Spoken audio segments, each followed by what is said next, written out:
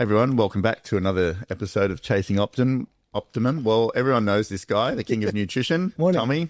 Hello, my man. How are you? Good, thanks. I appreciate you coming on. Thank you. So just so everyone knows, every month you come up and bring a delivery of Tommy's excellence. Yeah. Supplements and food, and it's the best. So I grab you Yes. whenever you feel like it, and we do a podcast. But today, can I ask about a couple of things? Absolutely. Go for it. Inflammation. Yes. I want to talk about inflammation, food, keto diet, and carnivore diet. There's So the things easy. I want to talk about. So can you explain Yeah. what inflammation is? Because people talk about it Yeah. all the time. Yeah. What is it? So inflammation, there is good and there's bad inflammation. So when you go to the gym, your body's inflamed, you get pumped, you get blood circulation, your body's inflamed because you do micro tearing in your muscles. But then when you eat healthy and you recover, then your body heals and the inflammation goes down. But when you have bad food that causes stomach to inflame and get bloated and get heavy or get constipation or get brain fog and get fatigue or bad skin, all those things is due to inflammation. When something inflames, it's same as if it's going to burst, right? So if you have joint inflammation, if you have stomach, if you have headaches, if you have migraines, if you have back pain, if you have shoulder pain, everything that we have that we don't like is due to inflammation. And you're not born with inflammation. Inflammation is a man-made disease. No, it's disorder. You cause inflammation. People always say, oh, my body failed me. Your body will never fail you. We failed the body. You didn't do the right thing, didn't listen to the body when the body was tired, didn't go for your walks, didn't eat clean. The body says, well, I did it for 10 years, 20, 30 years. I can't do this. The body falls apart because of what we have done, not because the body is lazy. So we have to take responsibility. If we're not well, then it's our fault most of the time. So inflammation that's what everything starts from every disease, from depression, anxiety, mood swings, joint pain, bloat, bad skin, hair fall, all that stuff. There's something in the body that is inflamed. And 99% of the time is due to the food and the water we consume. If you look at the people like in 1800 or 1500 or 1600 or even 2000, like 1900, late 1900, they didn't have many things we have today. There was not many diseases. Now there is like so many because people haven't changed. Your body is the same as 10,000 years ago. The only thing that has changed is our food, our air, and our water. And that's why we have so many problems. And that's all inflammation. The food could be a medicine, could heal you, or could kill you. If you eat to live, or you live to eat, big difference. If you eat to live, you eat clean, the body's happy, body will never fail you. People in the 70s, 80s, 90s, they're still running every day. Then if you just want to live to eat all the time, snacking, I'm upset, I'm going to eat. I'm happy, I'm going to eat. I'm going to take it. I'm going to junk food. I want this. The body, but this is like a weird example. If you when you're 18 and you buy a car, if I tell you, Matt, this is a brand new car, this is for the rest of your life. Never change this car again. What would you do? Wax it, wash it, mechanic it, book it in the garage. This is for the rest of your life. The car will be 50 years, still look amazing. If the car is rental, you don't care. So your body is not a rental. You have one body. You can't just go exchange it or chuck it away and get a new one. You just cannot. And people think, oh, I just wait. Wait for what? I'm not ready. Ready for what? You have one body. You have one car for the rest of your life. You can't do nothing. You can't put bad petrol, bad oil. Don't look at it and expect to be running smooth. Same as human. You have to look after your body. If you want to be good-looking, fit person in your 60s, don't wait till 59. You're going to do it in your 40s. You're going to be at least 20 years ahead of your age to fight what's coming. And inflammation is the biggest roadblock to everything. You have inflammation, there's nothing you can do. You're just finished. Because it's just going to worse, it just spreads and gets worse and worse and worse. So what actually causes it? So let's say if you say, I'm not going to eat on time. I'm going to come home at 10 o'clock at night, grab some pizza on the way, maybe have a beer, watch some TV. All of a sudden, it's like 12 o'clock, 12:30, you still cannot go to sleep. So body's supposed to start detoxing, digesting the food. Cannot do that. That food that you had is so heavy, so unhealthy, that nothing else works in the body till that food is processed or digested somehow. So your body would not produce melatonin. There's no melatonin, you cannot sleep. You don't sleep, nothing is detoxed, nothing is processed. So you get up the next day, you're tired, you're cranky, you're fatigued, you're constipated. All the stuff that sits in the body goes rotten. Once the rotten stuff gets into cell tissues as a fuel, that cell tissues doesn't want that stuff. Yeah, one-off thing, twice a year, but not every night, not every week for 20, 30 years. Then that cells, it starts to die or gets inflamed. Then it spreads to the next cell, then the next cell. Then from stomach goes to colon. From colon goes there. From there goes to skin. It just spreads. Just like if a big barrel apple, one apple goes bad and they're all going to go bad eventually, same thing. So when the one body part doesn't work properly, it's going to affect everything else. And that's where inflammation starts. And it's such a simplest thing. Like, it is the easiest thing on this earth to fix. If you just say, okay, I'm not feeling well, I'm going to do 24-hour fasting, let the body restart, I'll do 48-hour fasting, and you go from there. It's like a simple thing. I watch programs that's like, oh, I had this for 10 years, I had it for 20 years. Like, the doctor said anything to you? Did they ask you why you're even here? So the doctor told me it's in my head. I'm like, it's not in your head. You're not well. I could tell you're just not a well person. You're just tired, you're fatigued. So, because these are invisible diseases. So in Australia, or most countries, so when you don't see disease, so I'm always in pain. Well, I can't see it. You're not bleeding to death. The blood works okay. Everything's okay. You're not bad. You're not dying. So they call it invisible disease. Inflammation is invisible disease. If you don't have you're falling apart, they just go to a psychologist, takes this pain or takes this anti-anxiety medication, take this depression medication. But I'm not depressed. I'm not anxiety. I'm in pain. I can't sleep. That's from anxiety. So it just gets really bad. So it's just going to fix the food. It's the food. You're not born with it. So what I'm hearing, which I didn't know, I'm hearing this. So the body has a cycle every day. 24 hours. Of 24 hours and to detox. So what you put in it, and then it detoxes. Correct. So every hour on the hour, body does something. It doesn't do nothing because we can't the body has to process things. It just doesn't hold on to anything. So you have liver one time, let's say liver is 2, 3 in the morning, kidney is this time, colon is that time, blood is this time. Every organ gets detox instead of 24 hours clock. So if you don't have the right fuel, right sleep patterns, the most important thing, wake up and sunrise and sleep patterns, like we taking off and landing, you don't have those right, it's going to be a disaster. Yeah. So let's say you drink alcohol, for instance. So, and a lot of people do, and a lot of people say it's okay for them. I'll never touch it again because I can see that it's poison for the body. Yes. However, people do. Yeah. So if you're having a drink or two at night, sorry, we've got Stormy. No, right. We've got Stormy in the podcast video today. Hello, so if people are having a drink or two at night, and then they're just eating okay. Yeah. Like they're not eating a Tommy diet, but they're eating reasonable. Yeah. So the body's got to process the food. Yeah. And then the alcohol, it's like extra processing. Heavy. Yeah, because so imagine if you have this amazing car, you wash it, you wax it, and then Jackson says, you know what, I'm going to chuck a couple eggs on there. What are you doing?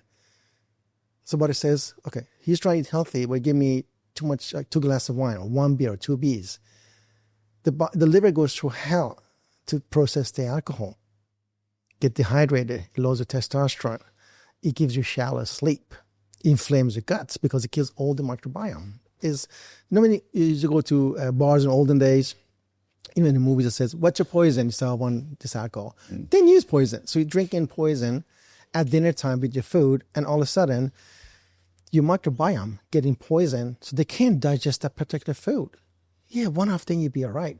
But if you do as a habit, then the body says, oh, I can't do this. It's like 2 massive different things. It's not fried food and like, ice cream. This is alcohol. It's the hardest thing to digest. Yeah. So when people, it's interesting because I hear about inflammation a lot, but and we sort of think we know what it means. But we all think it's pain, but sometimes it's not pain. You don't have pain in physically hand, but have a liver inflammation, kidneys, could be many things. So what I'm hearing is like you might have a couple of drinks, but then you might have like a bit of ice cream, and then you might have some gluten in the day. Yeah. So why is gluten so inflammatory? So gluten back in 1950s, so the wheat back in 1950 was very different. So a few countries decided, because when we export, it goes moldy. So they decide to genetically modify it so it doesn't go mold, doesn't go bad. It lasts to go to different countries on a boat for days on end. So it's very inflammatory. Gluten is sounds like weird, but it's like glue. Your body cannot process gluten. If you go to Europe and you have pizza this size, you have no problem. Because, I went to Europe, Tommy. I was eating everything. I feel great. Yeah, but I came back to Australia or went to the States. I'm sick as a cow. Yes, because their food is different than ours. Their wheat is different than ours. So you're gonna watch the food. So it's gluten and wheat. They're very hard to digest. It's very hard to digest those food. Inflammatory, bloating. It's just not good. So we tell people you could have sourdough, which is better, but Australian sourdough is enriched flour, has a lot of folic acid, which is not good for you anyway. So you have to be like really mindful of what you eat, because you would never put a cheap petrol in a car. There's no way you're going to go to a dark alley, in a black market, buy oil with no label on it for your car. The body is 100,000 times more important than a car. So you can't just put stuff in there and expect the body to work. Sorry. Hey. Yeah, I'm sorry. No. She's running around crazy. Yeah. So, and then we got people saying dairy's good for you. All right, and I understand. Like, I grew up thinking dairy was good for me. Does that cause inflammation? Well, I grew up on dairy farm, so it's for me to say dairy is not good for you. It's like my poor parents, they train in the graves. But 75% of humans globally cannot break down dairy. Period. We don't have enzymes for it. The dairy you get in your shops here versus dairy farmers, raw dairy is very different. The dairy from 50 years ago, different than dairy today. It's not the same cows, not the same sun, not the same soil. There's nothing is the same as 50, 100 years ago. But the human body cannot break down lactose and casein. Lactose is pure sugar. Most of us, we have either we get runs or we get bloated from it. Oh, I'm going to get lactose-free milk because the new thing, I'll get lactose-free. But you got casein. So casein is a long word of casomorphin. Morphine. You know what morphine is, right? So when you do casein, when you do cheese or butter or cake or milk, the casein is extremely habit-forming, like a drug. When you want to give up dairy, it's like you go through massive withdrawal. It's very hard to give up dairy because you lose the sweetness, you miss the sweet, you miss the lactose, the casomorphin. So it's very inflammatory. We tell people, I don't care what I believe or what you believe, just give me 2 weeks. Have the goat's milk, I'm fine. Sheep milk, any plant-based milk, there's no junk in it, you'll be fine. It's just the cows. We cannot break down cows' dairy for many reasons. But also in the cow's DNA, you have IGF-1, which is spikes insulin. Doesn't matter what is it, the beef, is it the milk or the butter or the milk, all that stuff spikes insulin. And you're pre-diabetic almost all your life. People have a hard time believing it. Oh, it's BS. I'm just telling you, I'm not selling dairy. I'm not buying dairy. I'm not telling you to do anything. Just for your own things, to answer your own question, take 2 weeks off, but look everywhere. Even something nuts to put dairy now. Just look everywhere. Cut out the dairy altogether. You want to have cows, goat's milk or goat cheese is fine. It's just the cows. Doesn't matter lactose free or casein free or organic because raw. Just take them all out. Give us 2 weeks and see how you feel. Energy, stamina, gut, skin, even the eyes. You don't like it, you go back on. So is inflammation the precursor to all disease? Everything, yeah. So insulin and inflammation, if you get those two down, I want to sound like weirdo, but it could last, it could be like, you could be 120 years old and have no issues. Insulin and inflammation, that's what kills us. Yes, if you have cancer, it's a different story, but cancer doesn't happen overnight. It takes 10, 20 years to come to surface. So if you do the right thing from the beginning, hopefully as a child, as a teenager, and as an adult, and throughout your life, these two are the one that's going to kill you or is going to save a life. Well, if you're hearing what you say, I grew up just eating milk, cereal. That's what did I. Oats, whatever, white bread.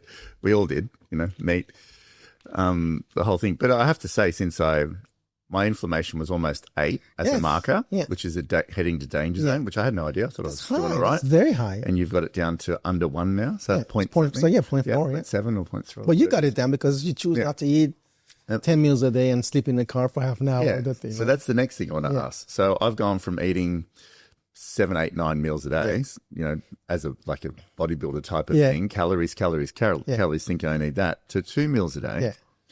And they're decent sizes. They're probably bigger than what you would want good size, do. And I've cut out sugar, dairy, wheat, everything. And people say, how do you do that? But can you tell me why the 2 meals a day are enough? I get this question quite a bit on Instagram. And I also have 2 of your shakes and some pods. So you and I, we both grew up in the bodybuilding time. I used to get up 2 in the morning, have something to eat, go back to sleep. 4 in the morning, I need to eat because, oh my God, I eat every 2 hours. If you just talk about insulin, every time you eat, that food becomes glucose. The body's trying to put the glucose somewhere before it goes to liver for storage. So it goes to muscle tissues. You use it as energy. If it goes to, and then when it starts going to liver, the insulin comes in to guide it. Go here, go there, don't hang around for no reason. Each time you eat, it could be healthy or unhealthy, doesn't matter. If you're eating 10 times a day, you have 10 times spiking. So sorry, the insulin is a police that guides the glucose where to go. Insulin is like a police that comes and guides the glucose where to go. We want to go to muscle. The bigger muscle you have, the better. If you don't have muscle, you'll be around the gut. You get massive gut, a massive face. So you try and do your best to use glucose as sweet as you can and give the body a chance to burn it and don't have too much of it. So if you have like chicken and vegetables, very small glucose. If you have bread and pasta and rice and tomato sauce and juices, spike to it. So does that mean the insulin's working harder? Well, the glucose is more spike. Right. You want to be more less spike. There's less spike. It's like there's less traffic. There's less police department. There's more traffic. There's more police come to guide things. Let's just go over that again. Yeah. So if you eat a protein and healthy fats like avocado and chicken or something. If you do blood testing, blood sugar, you do avocado and chicken or salmon, whatever you do, or tofu, you do blood sugar, it goes like literally is like this. It goes tick and goes again. Okay. So almost flat. So protein and good fats, hardly any insulin. Correct. They are extremely important.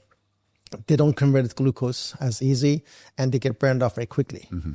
If you do sugar food, white pasta, white bread, you got the fruit juices, the things most people do, that you go like this and big spike and big crashes. And when it's big spike, more insulin.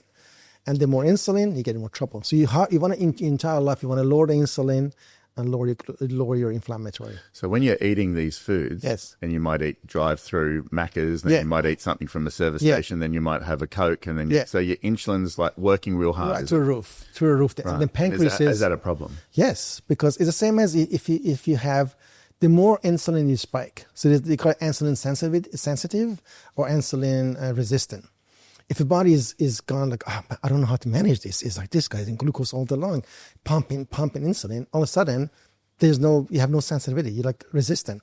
Nothing works. But if you're sensitive to insulin, the body says, oh, okay, let's work this out. So the body knows when to work and when to organize stuff. Is that what causes diabetes? Yes. Most of us, someone will be born with type 1 diabetes, but almost 80% of people, they're type 2. Type 2 is a man-made disorder. It's not a disease. If you look at the lifestyle, very stress, bad sleep, no activity, no breakfast sometimes, big dinners, massive dinners, big portions, and all put a lot of carbs, a lot of sugary bits, a lot of cakes and candies and lollies. So type 2 diabetes is not a disease. It could be literally, I have been on insulin for like 20 years, gone in 4 weeks. So why do they take insulin when they're a diabetic? Because the pancreas it got so overworked over the years, doesn't know when to function. Oh, so it's not working. It just is like, I don't know what to do. So it's worn out. It's worn out. Doesn't know when and how much to function. So you have to bring in pump that goes on the stomach. The body naturally pumps it. Oh, wow. Didn't know that. Unnecessary. Like, you want to work on pumping your body? So what are you doing, man? If you honestly, I tell people all the time, let's do this. So I look at your blood. In a couple of years, you're gonna go blind. You go like, come on, Tommy. Or you're going to lose a foot. They're like, oh, we know you're good, but you're not that good. You're not God. I'm not God. I'm just telling you, this is insulin. This is HbA1c, which is the most accurate hormone for diabetes. This is through the roof. It's not going to go down unless you change your life. And then I see him 6 months later, the eyes got blurry because he massive glossy eyes. I see him a year later, they lost a toe. Then the other feet. I went to a house the other day and the guy had a glass blue eye. Yeah. Oh, not glass, but like what you're saying. If you ask them, diabetes. Because what diabetes does... It is real big. Yeah, big. Diabetes, what does, it works in the kidneys. It affects the kidneys.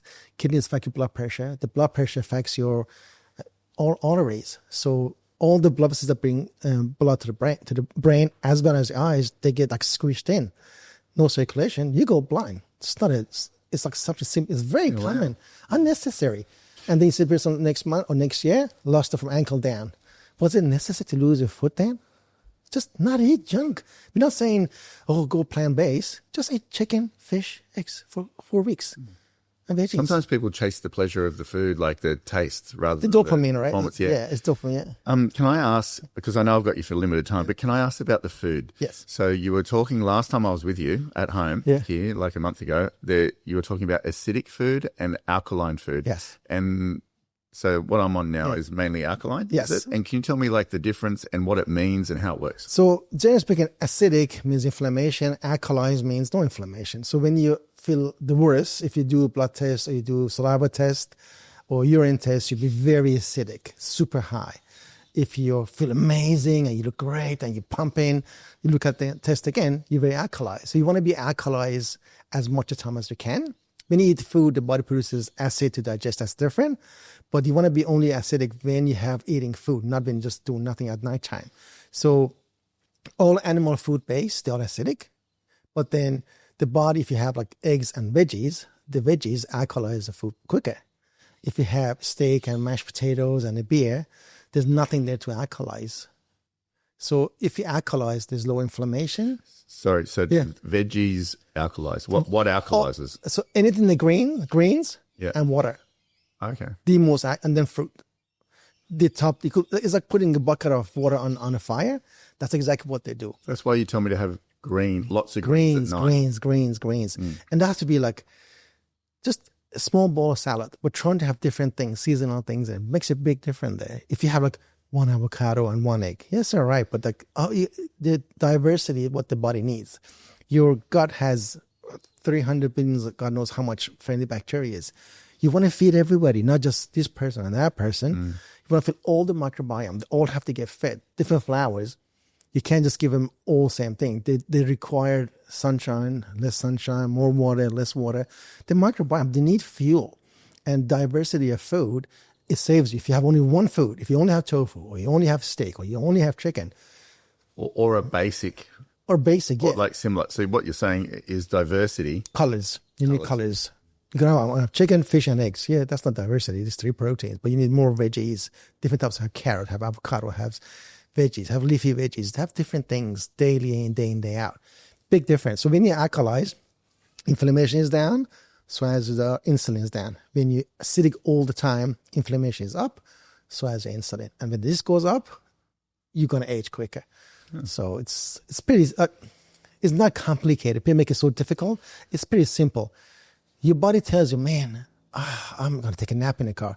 That's not normal. It's 2 in the afternoon. What are you taking a nap for? That was me. I need a coffee. Why? Like I'm up this morning, 3 o'clock. I had stuff to do. 3 o'clock. Got my gym, did my gym, came home quickly, packed my stuff. I'm pumped all day. I'll be up on my face. I don't do coffee. I don't do drugs. Your body knows what to do. Your body produces energy. Right before you wake up, your liver produces massive amount of cortisol. You're like, oh my God, I'm going to go kill the planet today. You're jacked, you're happy, you're pumped, you're excited, you're positive, you're morning person. Somebody says, oh, I'm so tired. You get from bed onto the couch, TV on, get a coffee, because the body doesn't produce energy. That's not normal. You have slept 8 hours or 6 hours. How come you're still tired? So when people say, I can't get going till I have my coffee, what's going on there? Okay, so this is pretty interesting. So it's a big, that's a big topic, coffee, and all coffee drinkers. Oh, I get so much crap from them. So if you need to drink coffee, it has to be organic, because coffee gets a lot of mold. Depending on where it's from, how it's processed, where is it stored, how long it's been stored for. So gonna be organic, gonna be fresh as possible. Number one. Number two, when you drink coffee, the coffee itself spikes the cortisol, which we're supposed to do naturally. So if you have to have coffee to function, that means your cortisol is so low, and it's like drugs. Your body cannot produce energy. Can't produce energy, then what do? Coffee in the morning, 10 o'clock, I had a coffee, 2 o'clock, I had a coffee, 4 p.m. a coffee. The body doesn't know how to produce energy. So all your little engines that you love them, what do you call them? The what ones? Your little engines everywhere. Mitochondria? Yes. Yes. So all your mitochondria, they need fuel. They don't need coffee. They need water. They need hydration. They need good fats. They need protein to function. You give them coffee, like you don't wash your car with coffee. Same thing. So the body becomes extremely habit. Like it honestly is no different than drugs. When people go off coffee, guys that I know tell me, "Are you used to drugs? No problem. Alcohol, okay. Coffee." is like the worst drug I've ever give up. This is the hardest thing for them because social is acceptable. You can't function without it for at least 2 weeks. A lot of headaches, a lot of migraines. Because, there's no harm. Okay, you stop anything you eat. If you stop eating meat and have chicken or fish, nothing's going to change. You still feel great. But if you don't drink coffee and get headaches and migraines and all kind of problem, that's a drug. That's a withdrawal. If you have withdrawal for any food you give up, that's poison, regardless of what it is. So coffee drinkers, if you want to have coffee, wait 90 minutes, an hour and a half before you have coffee. So go back, you probably already covered it, but go back to when people say, because I hear it a lot, I can't get going till I have my coffee. Yes, because what's going on there? Because what happened, they have bad sleep, they're not hydrated, the food is not refueling, it's not nourishing enough, they eat late, they go to sleep late, so they're waking up and going down, taking up and landing. It's so out of sync, that's one. Number two, the body doesn't remember anymore how to produce energy. It's forgotten. That's why they do pre-workouts. They do coffee because they can't function without those things. Because the body says, I don't know, I forgot how to produce energy because the food is not good, water is not good, you're not sleeping properly, you're not training, you don't do anything for me to do anything back for you. I'm just going to just go down. You're right, because I know you're always right with things, but I used to not be able to train without pre-workout. Like I couldn't do it. I just couldn't. And I used to think, how do people actually train without it? Now, I would never touch it because I have enough energy. So you're right. Yeah. People might be listening to this thinking, that's rubbish. He's forgotten how to produce energy. But you get so used to doing it that you actually look forward to it. And and that's when you feel all right, when you have it. So you sort of train your body to wait for it and want it. See, the thing is we don't give our body enough credit. The body is amazing machinery. It works in the worst condition or best condition. And the thing is, people say, I got to have my coffee, I got to have my pre-workout. Yes, in the pre-workout, you have 450 or 500 milligrams of caffeine. A cup of coffee is 80 milligrams. 500, what are you doing? It's like 6 cups of coffee in there you're drinking. That's a lot of caffeine in there. So would you drink 6 cups of coffee in one go? You can't drink it, can you? No way. But you do 1 scoop. Which is that way you feel sick if you have too much. Yes. Body's just hot. It's like so much poison. The only way body could fit it is throwing up. That's the only body knows how to get it rid of stuff there. So just body knows what to do. So can I ask, just as we get to the end of this, Carnivore? Yes. And Keto? Yeah. I've had probably, half a dozen messages the last couple of days. So Carnivore doesn't have a lot of diversity, but people feel great on it. Yeah.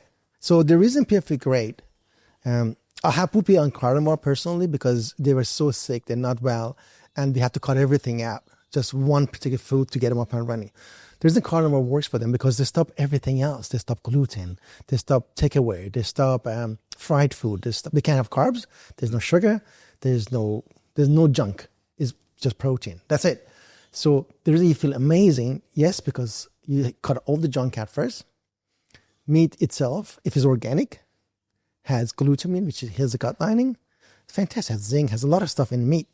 But they have to be organic. It has to be grass-fed, grass-finished, but also ethically grown and ethically killed. So a lot of times the grass-fed, grass-grown, grass-finished, but they put them in these trucks across the country in heat and cold. Stress. So a lot of stress. And so when you eat that meat, you would have that stress to get the roid. Just get roid rage. That's what that was. Not steroid. That was if you're eating meat, it's going to work great, but you need diversity. Bring cauliflower. Bring a broccoli on the side. Bring some asparagus on the side. Don't bring the carbs. You will never die without carbs. You never die. You will never die without fruits or veggies. It's not good for you. You will not have them, but you will never die without them. But you would die without protein and fats. So if you're doing your steak, have avocado. If you're doing your whatever protein you have a little bit of fats next to it. Have full of nuts. Have avocado. Have asparagus. Have some veggies. Have some greens. Carnivore has not been around for a long time. Maybe 15, 20 years, this is getting massive. There's not enough study on it. I know what it does to the gut. You can see people coming in, they're looking older. They look amazingly fit, but they look older. The skin doesn't look as well. They're more puffy. That's not healthy. I thought I looked good when I used to eat a lot of meat. I look grey. We look at your picture now. Yeah. Even the picture that you and I we posted a couple of years ago, I'm like, oh shit, I changed. I got older. Like, oh man, it looks amazing. Shit. Like you could tell a big difference. You don't see it because you do it every day. Yeah. You don't see yourself every day. No. But when time it's, oh, wow, man, looks amazing. As I say, I'm not against any, whatever works for you is great, but long term, you want to be fit and super healthy to either 80 or 90, gotta have veggies. And keto? Can you touch what's going on there? Keto is probably one of my favorite diet. It's heavily based on fat. So a lot of fat because brain uses fat. Fat is the source of fuel. But you have dirty keto and you have healthy keto. So dirty keto back in days, I used to work with Dr. Atkins in New York. It was butter. With the who in New York? Dr. Atkins. Oh, yeah. It was the father of that. Yeah. Yeah. So keto's been for a long time, since 1940s. We used to use that for people to have brain function that they'll faint or pass out. So the more fat you go to your body, the brain goes amazing. The less fat, you get brain fog. But brain works on fat and oxygen. That's all it needs. So that's why cholesterol is good for your brain, right? So then when you had keto, the dirty one had bacons and butter and eggs and everything that was fat. They feel amazing. You lose a lot of weight because there's no carbs. But then they look really old. Start losing hair, getting massive wrinkles, constipation, bad smell, just like old. But your healthy ketos, eggs and avocado, salmon and veggies. You could have, so keto is like a lot of fats, a lot of protein, zero carbs. And also supposed to be no dairy, but people do bring butter stuff in it. So they're not bad diet. Whatever diet you choose to follow, do the best you can to keep it healthy. Don't have, I'm going to go to Macca's, get 3 burgers. I'm going to be keto, take the bun out. That's not meat.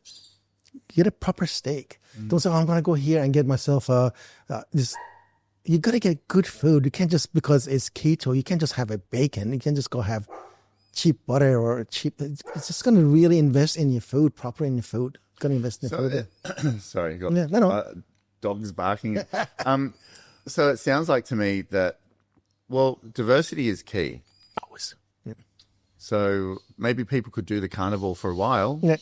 but it sounds like, or do the keto for a while. But from what and as I was saying before, I think what you've put me on, 2 meals a day. Yeah, that's what I need. A lot of diversity, a lot of colors, a lot of things. Yeah. I don't eat the meat and all that sort of stuff, but it seems like it's enough food for me. Yeah, but you haven't changed size. You still train like a maniac. I think the more you eat, the bigger you get. But it's not the case. It's the same as your body has to work so hard to break those things down. That's what we used to get old. People used to look so old, bodybuilders. They look so old. They had the worst skin. They had it's the hardest work to do. I respect for all the bodybuilders because sacrifice is just bar none. But it's the love of sports. But once they get to 35, 40, 45, 50, they fall apart, these poor guys. I mean, look at Ronnie Coleman. The guy can't even walk. A lot of them. There's very few bodybuilders. Priest, amazing Australian, God love that guy. There's few good guys still around, but if you look at the lifestyle, they're just super clean. And honestly, what do you do that you have to have more than 2 meals a day? Are you going to do, if you say I'm going to do 50K marathon, your food change it would change altogether. But for what you do every day, work, office, gym, cardio at nighttime, how much calories do you eat? Your body only needs a certain amount of food, doesn't it? It's one thing that I've learned. It only needs a certain amount of food to operate well. Exactly. And then after 6 o'clock, you don't need any food. You know, this morning, I'll finish on this because I've got to mind Summer in a second, but, well, not mind her. Tara's going out, so I'll go, whatever you call it. I want to be a dad. Be responsible for it. And then I used to eat every night in the middle of the night, get up and eat. I remember that. Years ago. And you said, don't do that anymore. And I said, what do you mean? Because I used to get a bit hungry and then you go, just drink water if you want anything. You know, now I think, wow, what was I doing? I'd get up. Now I don't even want any food. Like if I eat by 6 o'clock, eat really healthy food, have my landing routine, go to bed. But that's the worst thing for you because your body is detoxing and cleaning and trying to sleep and you put food on top of that. Everything has to stop. Imagine you have the busiest day at the office, crazy day, auctions, people everywhere. And then doctor said that, my car's on fire. Yeah. We got to stop everything. Got to stop everything. The body has to stop everything every night. So what happens to stop these stops? But they're not going to go. They're going to sit there, all the toxic, all the food. They won't go anywhere. So yeah, it's amazing. Tommy, you're incredible. Thank you. I'll get to go. Thanks so much. Take over with Summer now. But thanks for all that you do. And maybe I'd love to do a Q&A one time. Yeah, just put it out there, maybe. If people would want to write in. So maybe we'll put a post up and we'll get some questions done. So next time you come, can we do a Q&A? Yeah, of course you can. Absolutely. Awesome. Yeah, cheers. Thank you.